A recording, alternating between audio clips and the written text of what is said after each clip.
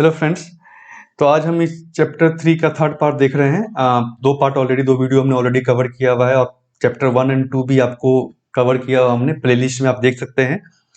तो काफ़ी important book है पॉलिटी के लिए, पॉलिटिकल साइंस के लिए, आपका यूपीएससी के लिए, स्टेट एसएससी के लिए, बैंकिंग के लिए, किसी के लिए आप तैयारी कर रहे हैं तो आपके लिए काफ़ी इंपॉर्टेंट किताब है। तो जरूर इस चैनल को सब्सक्राइब करें और सारे वीडियो को आप देखें। तो इस जो थर्ड पार्ट आज हम देखने वाले हैं, इसमें हम बेसिकली सॉरी यहाँ पे हम जो इसमें देखेंगे डिलिमिटेशन प्रोसेस को देखेंगे। काफी इंपॉर्टेंट है, आपका बहुत सारे ऑब्जेक्टिव में, सब्जेक्टिव में इसके बारे में पूछा जाता है। तो डिलिमिटेशन प्रोसेस क्या है इंडिया में, और पहले डिलिमिटेशन एक्सरसाइज हमने कब कब किया है इंडिया में, कब कब हुआ है। उसके अलावा रिजर्वेशन जो होती है कंस्टिट्यूंसी का, जो आप देखते होंगे एससी के लिए रिजर्व है, एसटी के लिए रिजर्व कंस्टिट्यूंसी है। तो ये कैसे किसी कंस्टिट्यूंसी को आप आइडेंटिफाई करेंगे कि ये रिजर्व है, तो इसको हम डिटेल में देखेंगे। और इसके आगे हम एक और पार्ट वीडियो में करूंगा जिसमें आपको फोर्थ पार्ट जो है, जिसमें हम चैप्टर को खत्म कर देंगे फिर। तो डिलिमिटेशन प्रोसेस बेसिकली क्या है, तो ये जो है बेसिकली जो कंस्टिट्यूंसी जो हम डिवाइड करते हैं 543 कंस्टिट्यूंसी, अगर मैं लोकसभा की बात करूं तो उसका क्या बाउंड्री होगा। कंस्टिट्यूंसी का ऐसे एक बाउंड्री होता है कि एक डिस्ट्रिक्ट में कहाँ पे कितनी क्या बाउंड्री होगी, वो डिफाइन करना, इससे हम डिफाइन करते हैं इस प्रोसेस से डिलिमिटेशन कंस्टिट्यूंसी। तो ये बेसिकली पॉपुलेशन को ध्यान में रख करके किया जाता है। इसमें होता क्या है, तो जितने भी है ना number of seats allocated to different states in Lok Sabha and total number of seats in state assembly में आल्सो चेंज। तो ये हो सकता है चेंज करें, बेसिस ऑफ पॉपुलेशन है, अगर किसी स्टेट का पॉपुलेशन बढ़ गया है तो उसकी सीट जो है चेंज हो सकती है। लेकिन ऐसा नहीं हुआ है 30 साल से, वो हम देखेंगे आगे। तो ऑब्जेक्टिव क्या डिलिमिटेशन प्रोसेस का, बेसिकली क्योंकि हम पॉपुलेशन के बेसिस पे कर रहे हैं, तो अगर इसका मेन ऑब्जेक्टिव क्या है कि अगर कोई कंस्टिट्यूएंसी है तो हर लोग को, एक पर्सन के ऊपर एक वोट हो, एक वोट का एक वैल्यू हो। तो अगर इस कंस्टिट्यूएंसी में मान ली कंस्टिट्यूएंसी ए है ये, और ये कंस्टिट्यूएंसी बी है, सॉरी ए कंस्टिट्यूएंसी ए कंस्टिट्यूएंसी बी, तो यहाँ पे मान लीजिए अगर 10 लाख वोटर है, यहाँ पे अगर 25 लाख 30 लाख मान लीजिए वोटर है, तो अगर दोनों कंस्टिट्यूएंसी में इतना डिफरेंस है, 3 गुना डिफरेंस, तो आप सोचिए 10 लाख लोग भी एक एमपी को चुन रहे हैं, 30 लाख लोग मिलकर भी एक एमपी को चुन रहे हैं। उल्टा तरह से अगर आप देखें तो एक एमपी जो है वो 30 लाख लोगों पे रिप्रेजेंट कर रहा है, मतलब 30 लाख लोगों पे एक ही एमपी है। एक पार्लियामेंट में तो सबसे सर्वोच्च हमारा संसद जो है, वहां पर एक ही आदमी 30 लाख लोग को रिप्रेजेंट कर रहा है, जबकि यहाँ पे है 10 लाख लोग पर ही एक एमपी है। तो आप सोच सकते हैं कि इन लोगों को ज्यादा आसानी होगी एक एमपी को मिलने में, या फिर जो भी आपका साथ अपने ग्रीवांस रखने में, इस एमपी को भी आसानी होगी 10 लाख लोगों का ग्रीवांस को समझने में बनिस्बत इसके। इसीलिए किया जाता है कि डिलिमिटेशन में क्या किया जाता है कि ऐसा कंस्टिट्यूएंसी का बाउंड्री ऐसे तैयार की जाती है पॉपुलेशन के आधार पर कि हर कंस्टिट्यूएंसी में तकरीबन इक्वल नंबर ऑफ पॉपुलेशन हो, लोग हो। एग्जैक्टली इक्वल नहीं होता है, लेकिन तकरीबन उसको कोशिश किया जाता है कि वो इक्वल हो, ताकि हर आदमी का वोट बराबर हो, हर आदमी का वोट एक तरह से हो। तो यही ऑब्जेक्टिव है कि इक्वल सेगमेंट पॉपुलेशन का इक्वल रिप्रेजेंटेशन होना, so that one political party does not have an advantage over others in election। तो ऐसा नहीं हो कि किसी के पास ज्यादा वोटर है, मान ली यहाँ पे कोई चुनाव लड़ रहा है तो 10 लाख वोटर को ही उसको देखना है, यहाँ पे 30 लाख वोटर है उसको देखना है, तो अलग अलग पॉलिटिकल पार्टी को फायदा हो सकता है। और वन वोट वन वैल्यू, तो अगर हमारा वोट है सभी का वैल्यू एक बराबर होना चाहिए। ऐसा नहीं किसी का वोट का वैल्यू यहाँ पे कितना है 1/30 लाख का वैल्यू है, यहाँ पे 1/10 लाख का वैल्यू है, तो ऐसा नहीं होना चाहिए। अब डिलिमिटेशन होता कैसे है भाई, तो कंस्टिट्यूशन में इसके बारे में बताया गया बहुत कुछ। आर्टिकल 82 में जो है के अंतर्गत पार्लियामेंट जो है डिलिमिटेशन एक्ट लेके आती है हर सेंसस के बाद। सेंसस हमारे यहाँ 10 साल में होता है, 10 ईयर के बाद होता है। 2011 में हुआ था, 2021 में भी पेंडिंग है, तो 10 साल में होता है। तो जैसे ही एक्ट आता है, पार्लियामेंट लेके आती है, उसके बाद union government, central government delimitation commission को बनाती है। एक कमीशन है जो कि इसको काम नाम देखेगा। कमीशन में भाई कौन कौन होते हैं, तो इसको रिटायर्ड सुप्रीम कोर्ट जज जो हेड करते हैं, चेयरपर्सन। उसके अलावा चीफ इलेक्शन कमिश्नर जो होते हैं वो एक्स ऑफिशियो मेंबर होते हैं इसमें, और respective state election commissioner. Respective मतलब अगर वो इस स्टेट का डिलिमिटेशन कर रहे हैं तो वहाँ के स्टेट इलेक्शन कमिश्नर वहाँ मेंबर होंगे। दूसरे स्टेट का मान लीजिए किया जा रहा है तो वहाँ के जो स्टेट इलेक्शन कमिश्नर है वो उसमें मेंबर होंगे। अब काम की बात करें तो जैसा हमने देखा डिलिमिटेशन का काम उनके पास है कि डिटरमाइन करना नंबर एंड बाउंड्रीज, कि कितने कंस्टिट्यूएंसी होंगे हर स्टेट में और उसकी बाउंड्री क्या होगी, इस तरह से, ताकि पॉपुलेशन जो है of all seats, her seat में पॉपुलेशन एक समान हो जहां तक मुमकिन है। जैसा हमने कहा कि ऐसा पॉसिबल नहीं है कि एकदम एग्जैक्टली सेम पॉपुलेशन हो, जितनी नज़दीक तक हम उसको ला सके। उसके अलावा जो एक इम्पॉर्टेंट काम है कि रिजर्वेशन जो सीट्स हैं, कौन कौन सी सीट को रिजर्व किया जाएगा शेड्यूल कास्ट और शेड्यूल ट्राइब्स के लिए, वो भी इस कमीशन का काम है कि वो उसको आइडेंटिफाई करे और उसको नोटिफाई करे। All this is done on the basis of latest census. Generally होता है जो लास्ट सेंसस गया है उसके बेसिस पे होता है। मान लीजिए 2011 का सेंसस हुआ है तो उसके बेसिस पर आपका 2011 के 20 के बीच में अगर कुछ होगा तो इस सेंसस के बेसिस पर जो लास्ट सेंसस का डेटा है उसके बेसिस पे ये कमीशन जो है काम करेगी।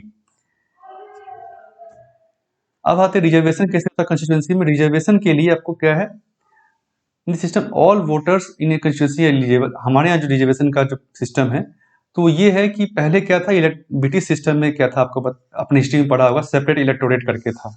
इसमें क्या था कि अगर उस कम्युनिटी के मेंबर ही वोट कर सकते हैं उस कम्युनिटी के सीट्स में। मान लीजिए अगर कोई सीट जो है वो मुस्लिम कम्युनिटी के लिए रिजर्व है, जो डिवाइड एंड रूल का उनका था, उसमें अगर मुस्लिम कम्युनिटी के लिए उस सीट को रिजर्व किया गया तो इसमें सिर्फ मुस्लिम वोटर ही वोट कर सकते हैं। ऐसा था यहाँ पे ब्रिटिश सिस्टम में, तो डिविजिव था। लेकिन अभी क्या है कि सीट आपने भले ही एससी के लिए रिजर्व किया है सिर्फ, लेकिन यहाँ पे ऑल पॉपुलेशन, जनरल पॉपुलेशन हो, एससी हो या एसटी हो या ओबीसी हो, विमेन हो, चाइल्ड कोई भी हो, वो सारे लोग वोट करेंगे, सारे लोग वोट कर सकते हैं। लेकिन जो प्रतिनिधि होगा वहाँ पे, जो एमपी एमएलए जो होगा वो एससी होगा, वो उसी को अधिकार है वहाँ से सीट से खड़े होने का। तो ये यहाँ पे हमारे यहाँ रिजर्वेशन का मेथड है। तो रिजर्वेशन ऑफ सीट्स जो है संविधान में दिया गया है लोकसभा में, और स्टेट असेंबली में संविधान ने बताया कि भाई आपको रिजर्व करना है शेड्यूल कास्ट के लिए और शेड्यूल ट्राइब्स के लिए। पहले शुरू में 10 साल के लिए रखा गया था, लेकिन एक्सटेंड हमेशा होता गया 10 साल के लिए। तो वो अभी जो है 2030 तक ये एक्सटेंडेड है, आगे भी ये चलता ही रहेगा। तो जो सीट रिजर्व होते हैं both of this group SC और एसटी के लिए in proportion of their share in population in India. तो जो उनका पॉपुलेशन में जितना शेयर है ये हम कैसे पता करेंगे, तो सेंसस के आधार पर।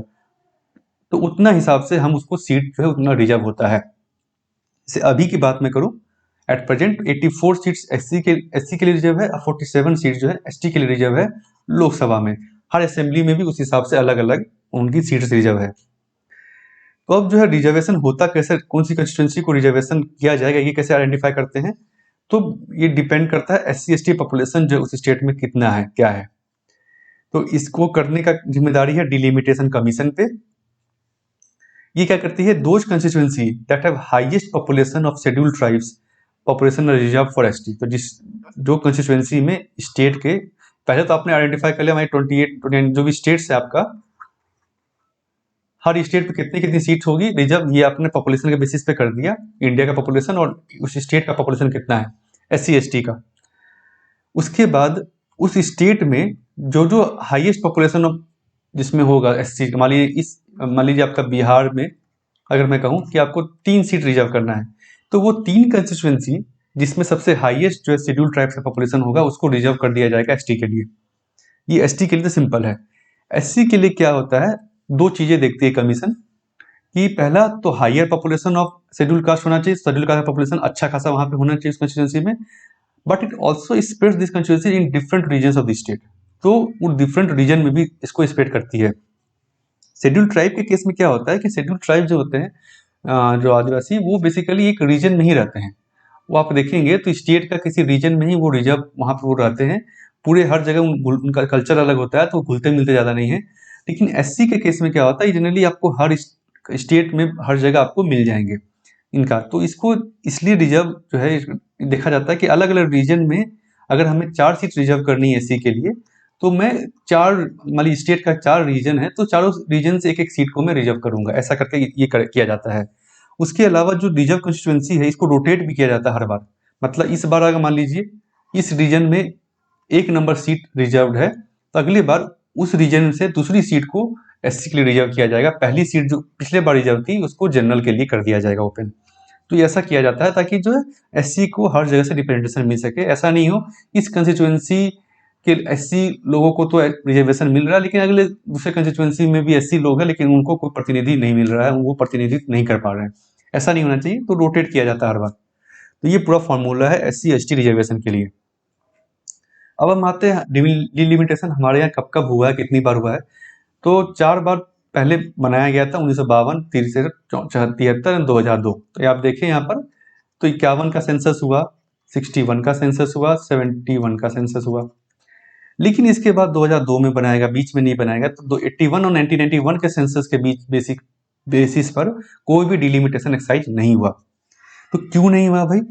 तो पहले तो कॉन्स्टिट्यूशन यहाँ पे जो क्या हुआ, अमेंडमेंट किया गया 1976 में कि भाई 2001 तक हम इसको डिलिमिटेशन नहीं करेंगे। क्यों नहीं करेंगे? क्योंकि उस समय क्या था कि हर स्टेट में अगर आप देखें, डिलिमिटेशन से क्या हो रहा था कि स्टेट्स की सीट जो है वो भी चेंज हो रही थी लोकसभा में भी और राज्यसभा में भी, क्योंकि पॉपुलेशन के बेसिस पे था।